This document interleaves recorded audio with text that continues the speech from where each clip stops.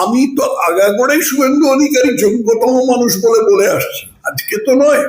Social মিডিয়ায় বহুকাল ধরে আমি বলে আসছি যে শুভেন্দু অধিকারী যোগ্যতম লোক।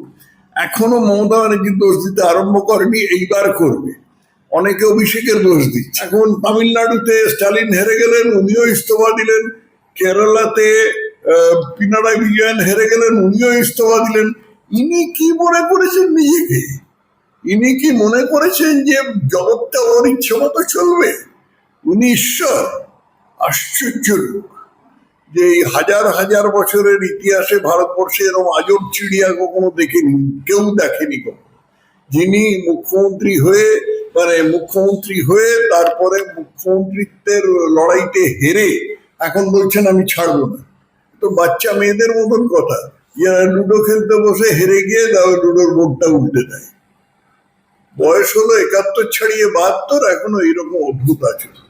ওর যেসব কথা বলছেন এগুলো কোনো স্বাভাবিক প্রকৃতিস্থ লোক বলতে পারে না, একটু সমস্যা আছে।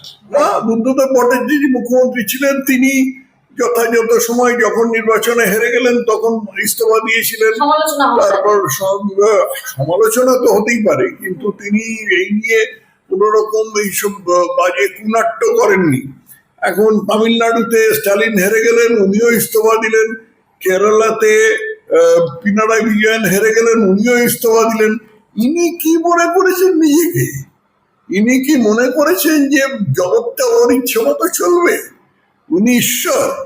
আশ্চর্য লোক। তিনি বলছেন যে আমি রাজভবনে কেন যাব? যাবেন না, আপনাকে কেউ জোর করে নিয়ে যাবে না, যাবেন না আপনি। কে আটকাচ্ছে? আপনি যেখানে বসে আছেন সেখানেই বসে থাকুন। সেখানে বসে আপনি আপন মনে গুজগুজ করুন। আপনার সঙ্গে যে 4-5টা সাঙ্গপাঙ্গ আছে তাদেরকে নানা রকম নির্দেশ দিন। রাজভবনে আপনাকে, রাজভবন না, লোকভবন বলে এখন, লোকভবনে আপনার যাওয়ার কোনো দরকার নেই। কেউ স্বাভাবিক আচরণ, স্বাভাবিক ভদ্র আচরণ বলে যে আপনি লোকভবনে গিয়ে রাজ্যপালের কাছে নিজের পদত্যাগ পত্র দেবেন। সেটা আপনি না দিলে না দিবেন। আপনার যদি ধারণা হয় যে আপনি না দিলে আপনি মুখ্যমন্ত্রী থেকে যাবেন, তাহলে না দেবেন। উনি পৃথিবীর সকলকেই ভিলেন দেখেন। উনি আর ওর ভাইপো ছাড়া আর সবাই ভিলেন। তো কারুকে বিশ্বাস করে না, আওরঙ্গজেবের মতন। তো সেরকম উনি থাকুন না, যেরকম উনি আছেন সেরকম থাকুন না। ওর কথায় তো কিছু বদলাবে না, পৃথিবীটা তো ওর কথায় বদলাবে না। এইটাই হচ্ছে ওর সমস্যা। এটাকে কি বলে আমি জানি না, মেগালোমেনিয়া বলে না অবসেসিভ কম্পালসিভ ডিসঅর্ডার বলে, এটা যারা মনস্তত্ত্ববিদ তারা বলতে পারবেন। কিন্তু যাই হোক না কেন, ওর এইসব মানসিক সমস্যা আছে। ওর যেসব কথা বলছেন এগুলো কোনো স্বাভাবিক প্রকৃতিস্থ লোক বলতে পারে না, একটু সমস্যা আছে।